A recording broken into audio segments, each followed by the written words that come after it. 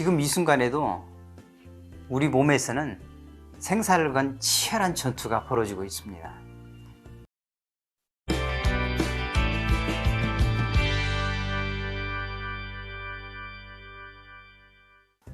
반갑습니다, 여러분. 지금 코로나19로 인해서 많은 고통을 받고 있고 또 우리 삶에 많은 변화를 주고 있습니다. 이럴 때일수록 철저한 개인위생과 면역의 중요성을 다시 한번 깊이 깨닫는 그런 시기가 아닌가 생각됩니다. 인류 역사는 끊임없는 투쟁의 역사입니다.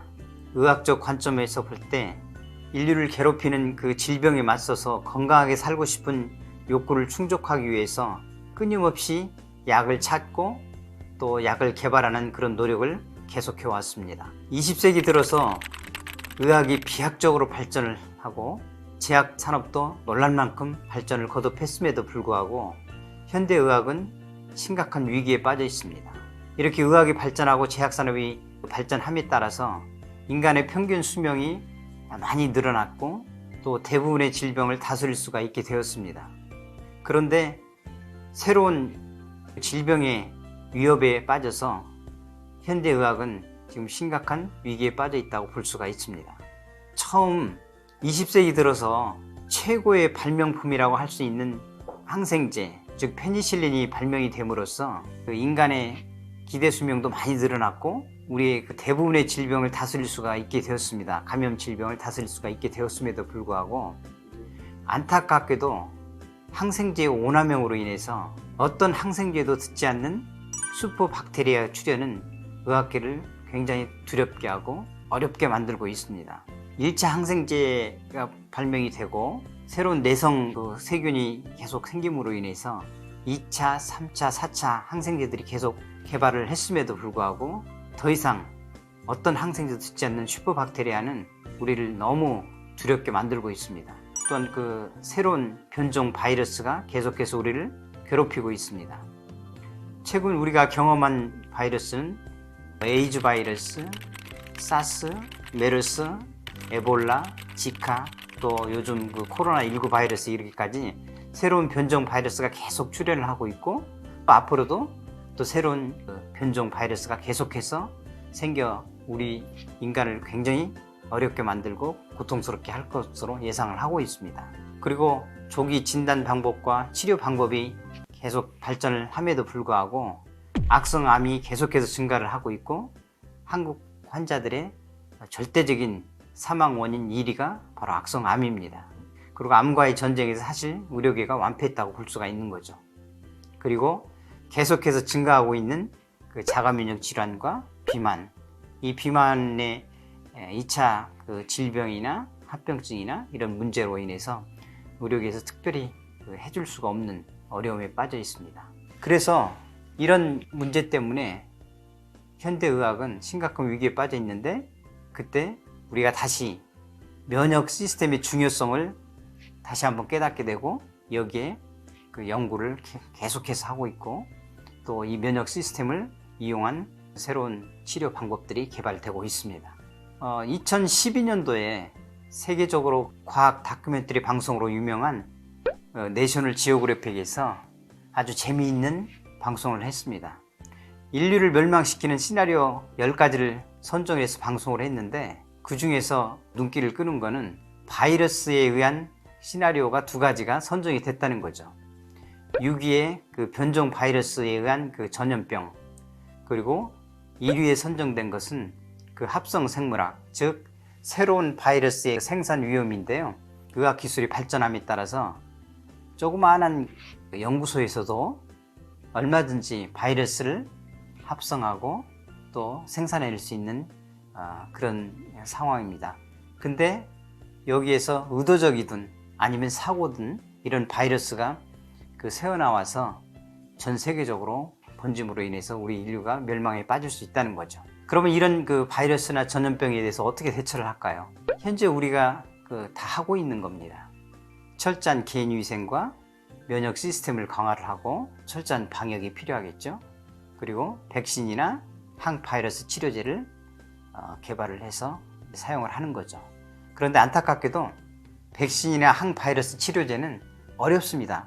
개발하기가. 왜냐하면 천문학적인 비용과 인력, 자원 이런 것들을 투자를 해야 되고, 그리고 이 백신을 하나 개발을 하는데도 최소한 5년에서 10년 이상의 장기적인 시간이 필요하고요.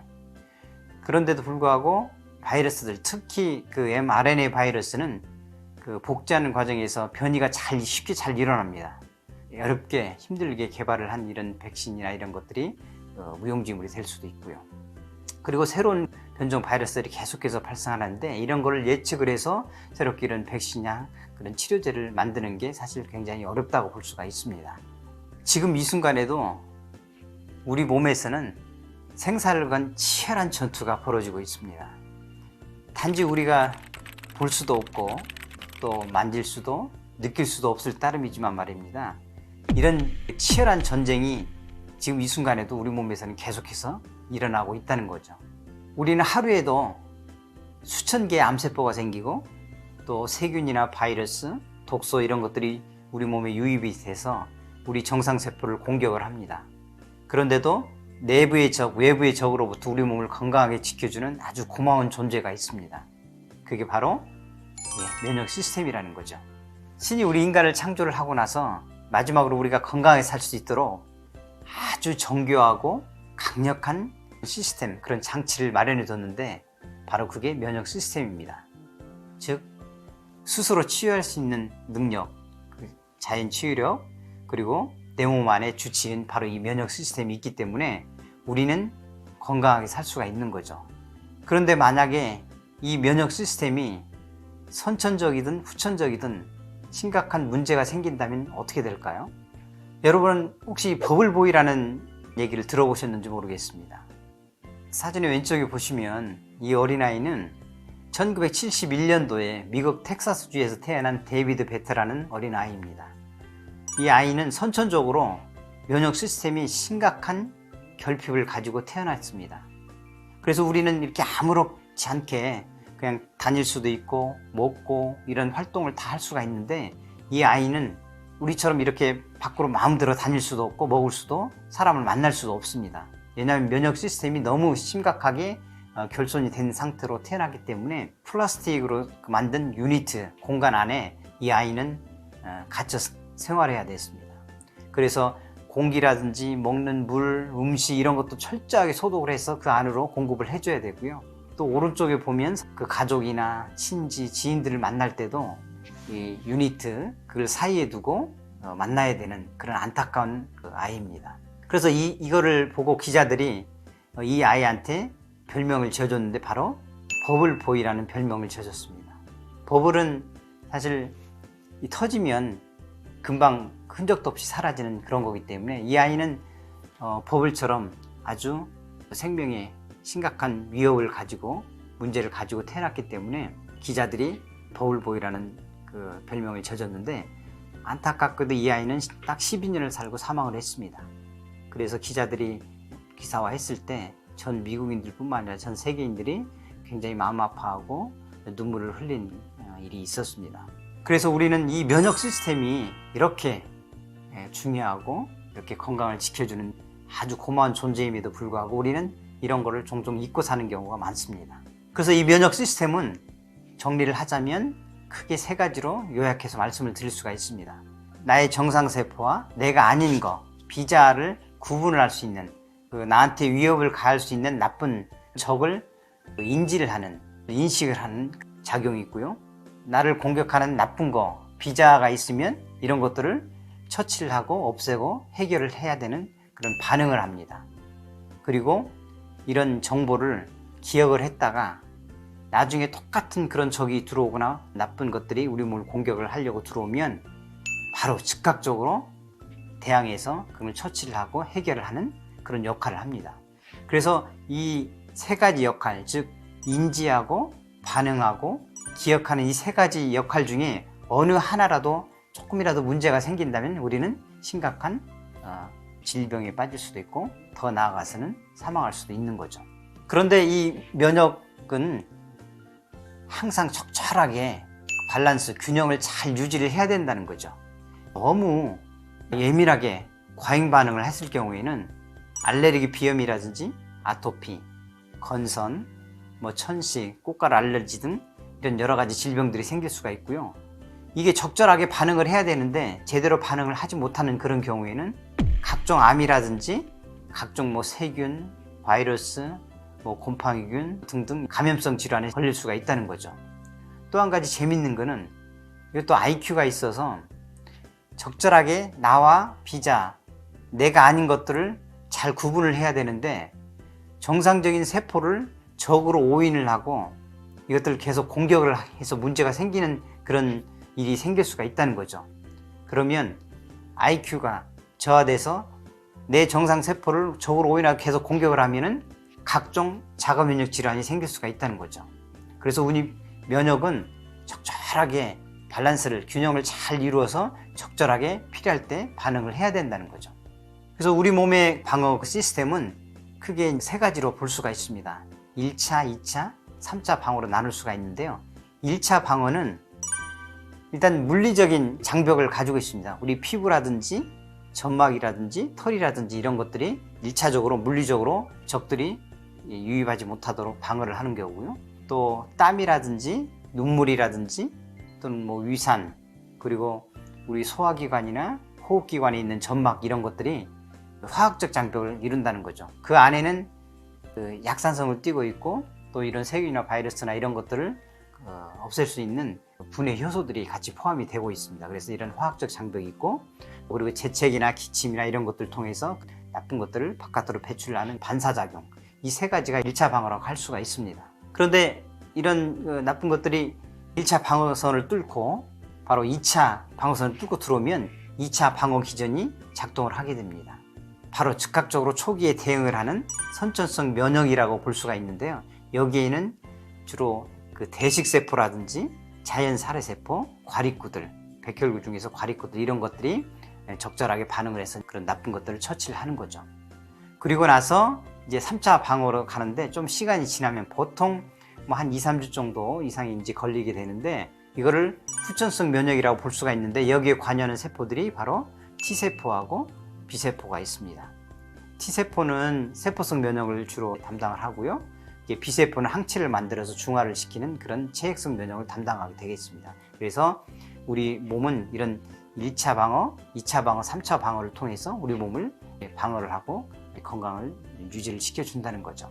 그러면 지금부터는 실제적으로 우리 몸에서 이 면역 세포들이 어떤 작용을 하고 있는지, 어떤 활동을 하고 있는지를 우리가 실제적으로 눈으로 확인을 할 수가 있습니다.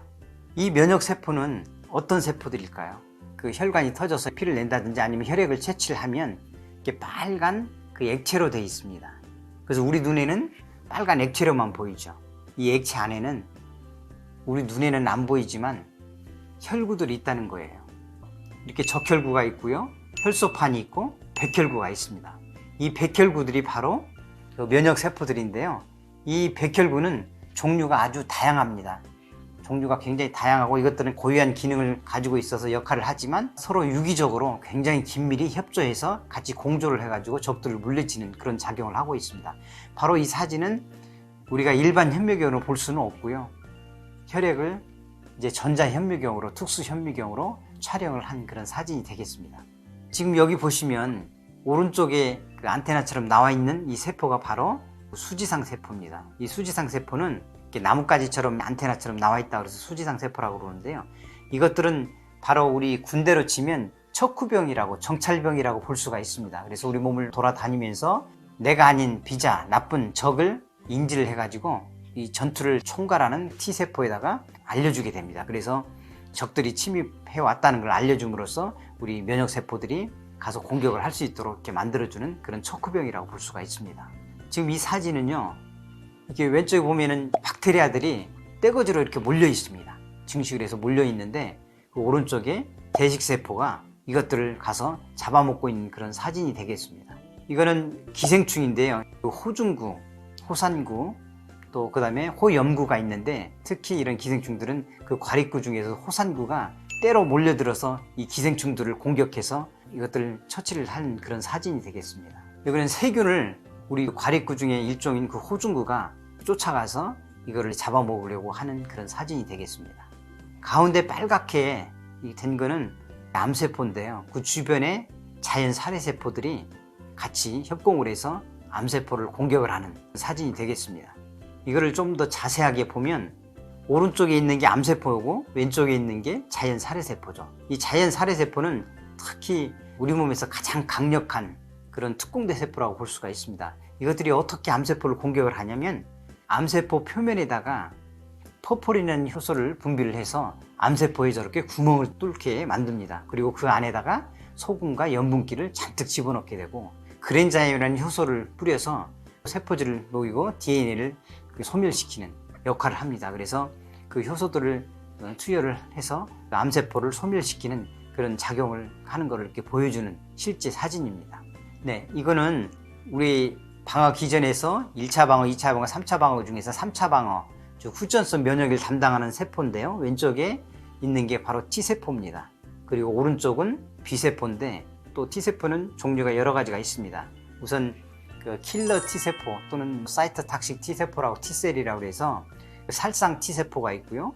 이거는 직접 바이러스나 세균에 감염된 세포라든지 그 암세포라든지 변형된 암세포라든지 이런 것들을 직접 세포를 잡아먹는 그런 역할을 하는 세포고요. 헬퍼 T세포, 즉 도움 T세포가 있는데 이게 바로 모든 이 전투를 총괄하는 그런 사령관이 되겠습니다. 그리고 또 서프레스 T셀이라고 해서 억제 T세포인데 이거는 전투가 이제 종결이 됐다든지 아니면 너무 항진되지 않도록 억제를 해서 면역을 잘 밸런스를 유지시켜주는 그런 역할을 하고요. 또 메모리 T셀이라고 해서 기억 T세포가 있습니다.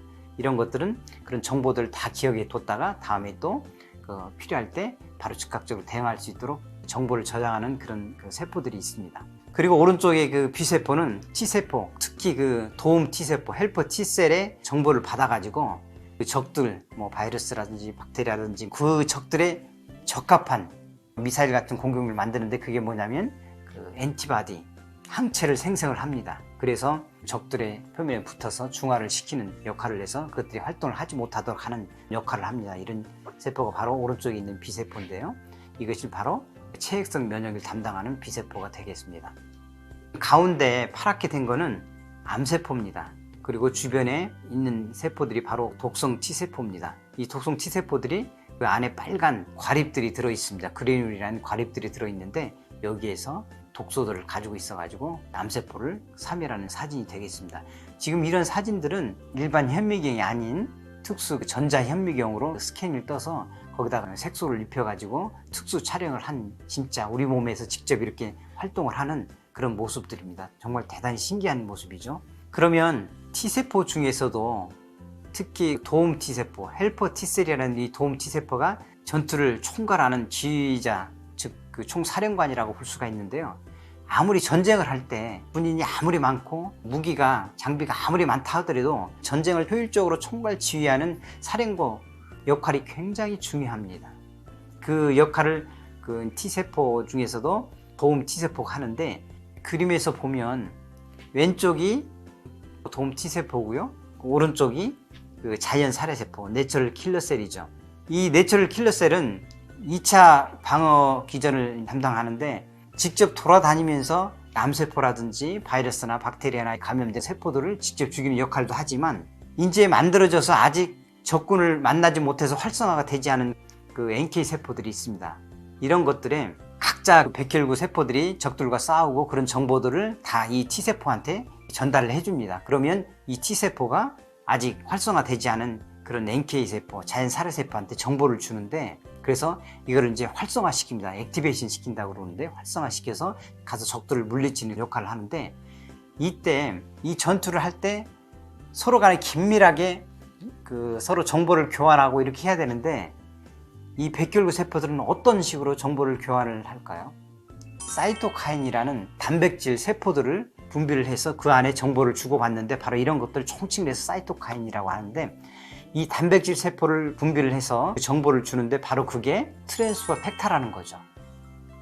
이 트랜스퍼 팩터라는 거는 단백질의 일종인데 여기에 바로 그 정보들을 담고 있어서 서로 간에 긴밀하게 유기적으로 그 정보를 얻고 또 그 정보를 가지고 또 가서 활동을 하고 또 유기적으로 그 백혈구 세포들과 같이 이렇게 유기적으로 활동을 해서 저부터를 물리치는 그런 역할을 한다는 거죠. 그러면 이 트랜스퍼 팩터라는 거는 어떻게 처음 누가 발견을 했을까요? 처음 발견한 사람은 1949년도에 셰어드 로렌스 박사라는 사람이 처음 발견을 했습니다. 이분은 뉴욕 의과대학의 내과 교수이고 또 그 과학자였습니다. 주로 감염학을 연구하는 내과 의사 과학자인데, 이분이 처음에 이제 백혈구 세포에서 추출을 한 그걸 가지고 결핵을 이미 한번 앓고 난 환자의 백혈구에서 추출을 해가지고 이거를 결핵에 노출되지 않은 사람들한테 주사를 줬더니 면역 반응이 나타난 것을 처음으로 발견을 해서, 바로 이 면역 정보가 뭔지는 모르지만 면역 정보가 이 사람에서 이 사람으로 간다. 그래서 이 사람이 처음으로 고민하다 이름을 붙인 게 바로 트랜스퍼 팩터라고 이름을 붙여서 논문을 발표를 하게 됩니다. 이 트랜스퍼 팩터라는 거는 사실 특별한 게 아닙니다. 트랜스퍼라는 거는 전달한다, 전이한다, 옮겨진다 이런 말이고요. 팩터라는 거는 어떤 인자, 요소, 물질 이런 얘기가 되겠습니다. 그래서 면역 정보가 여기 이쪽 사람에서 이쪽으로 옮겨진다 그런 말입니다. 그래서 이분이 처음 그렇게 명명을 하고 논문을 발표를 했고요. 그런 다음에 많은 이제 의사 과학자, 셰어드 로렌스 박사도 평생 동안 세포 면역을 이제 연구를 했던 사람인데요. 많은 이제 과학자들, 의사들이 이제 이걸 가지고 연구를 하게 됩니다. 그런데 이게 우리 피에만 있는 게 아니고요. 엄마의 그 초유에도 다량으로 포함됐다는 것을 과학자들이 밝혀냅니다. 금방 이제 아기가 출산을 하고 나면 아이는 면역 시스템은 있지만 면역 정보가 부족하잖아요. 그래서 질병이 쉽게 걸릴 수도 있고 또 문제가 생길 수가 있기 때문에 엄마가 평생 동안 알아왔던 그런 면역 정보를 자궁 속에서 탯줄을 통해서 아기한테도 일부 주기도 하지만, 바로 출산을 하고 난 다음에 초유를 먹임으로써 그 초유 속에 다량의 트랜스퍼 팩터를 아기한테 주게 됩니다. 그래서 아기가 건강하게 살 수가 있는 거죠. 그런데 처음 1949년도에 이제 셰어드 로렌스 박사가 트랜스퍼 팩터를 사람 피에서 발견을 한 뒤로 40년 정도 지난 다음에 1989년도에 윌슨과 패독이라는 과학자가 엄마의 초유뿐만 아니라 소의 초유와 계란의 노른자에서도 트랜스퍼 팩터가 아주 다량으로 존재한다는 것을 발견을 하게 됩니다. 그래서 어떤 실험을 해보냐면, 금방 이제 출산한 송아지들 두 그룹으로 나눠 놓고 한 그룹은 엄마 소의 초유를 먹인 송아지와 그렇지 않은 송아지를 놓고 비교를 했을 때 연구를 해보니까 초유를 먹은 송아지들은 건강하게 잘 사는 반면에 초유를 먹지 않은 송아지들은 질병에도 걸리고 많이 죽더라는 거예요. 그래서 연구를 해보니까 소의 초유에도 다량의 트랜스퍼 팩터가 함유되어 있다는 걸 알게 됩니다. 그리고 나서 또 한 10년 지난 다음에 리선비 박사가 소의 초유와 계란 노른자에서 트랜스퍼 팩터를 추출해서 농축을 해가지고 캡슐에 담아 놓는데 성공을 하게 됩니다. 1949년도에 셰어드 로렌스 박사가 처음 사람 피에서 트랜스퍼 팩터를 발견한 뒤로 한 50년 정도 지난 다음에 바로 대량으로 생산을 하고 경구용으로 먹을 수 있는 그런 제품들을 이제 발견을 하는 거죠. 사람 피나 그 엄마 초유에서 트랜스퍼 팩터를 추출할 수도 있지만 그런 것들은 양도 적고 기술적으로 추출하기가 굉장히 어렵습니다. 그래서 대량 생산하기도 어렵고 비용도 굉장히 비싸다는 단점이 있죠. 그런데 리선비 박사가 캡슐화한 경구용으로 먹을 수 있는 그 트랜스퍼 팩터는 가격도 저렴하고 효과도 사람 피에서 뽑은 트랜스퍼 팩터와 거의 동일한 제품을 발견함으로써 많은 사람이 쉽게 접할 수 있고 먹을 수 있는 큰 역할을 하게 됩니다. 이 트랜스퍼 팩터, 리선비 박사가 개발을 한 경구용 트랜스퍼 팩터는 2002년도부터 계속해서 피지션스 데스크 레퍼런스라고 해서 미국에서 그 의사 약사들이 처방할 때 참조를 하는 약전이라고 볼 수 있는데, 여기에 계속해서 등재가 되고 있습니다.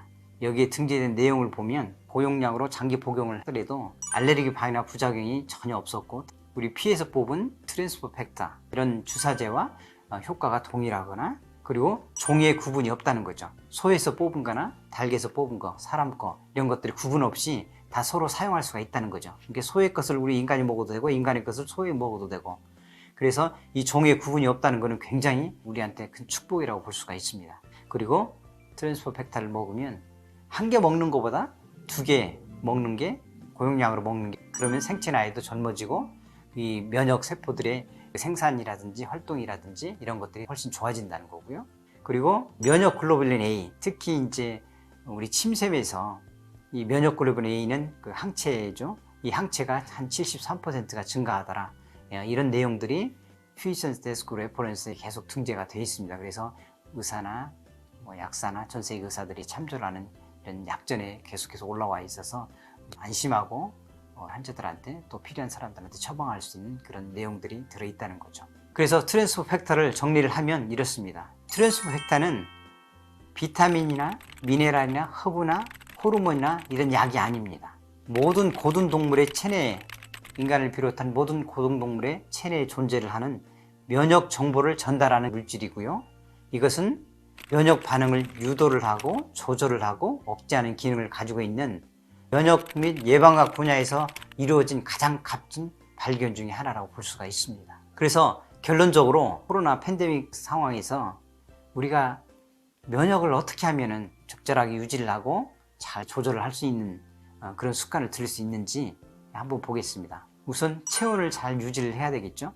세계적인 면역학자인 아보토르 박사는 이 체온 면역학을 만들어서 우리가 체온을 굉장히 유지를 잘 해야만이 면역을 적절하게 유지를 할 수 있고 면역을 최상화할 수가 있다, 이렇게 합니다. 체온이 1도가 떨어지면 면역력은 한 30%가 감소를 하고요.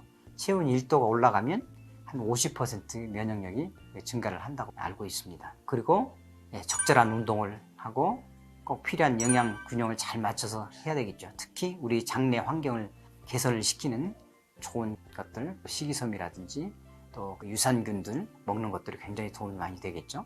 스트레스를 적절히 잘 관리를 하고 충분한 양질의 그 수면을 취하는 게 굉장히 도움이 되고요. 개인 위생과 백신 예방접종을 맞는 게 굉장히 도움이 되겠죠. 그리고 또 면역에 도움이 되는 좋은 제품들을 잘 선택을 해서 먹는다면 우리 면역을 최정상화시키고 잘 유지를 해서 코로나 팬데믹 그 상황에서 우리가 그 건강을 잘 지킬 수가 있고 또 우리가 행복하게 살 수 있다고 생각을 합니다.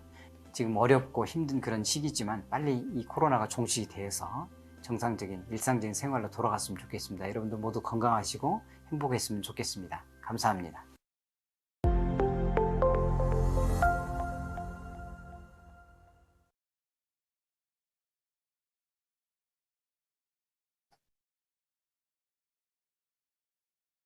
오늘은 어떤 음식이나 홈케어로 만성염증을 관리할 수 있는지에 대해서 말씀드리도록 하겠습니다. 네가 두려워.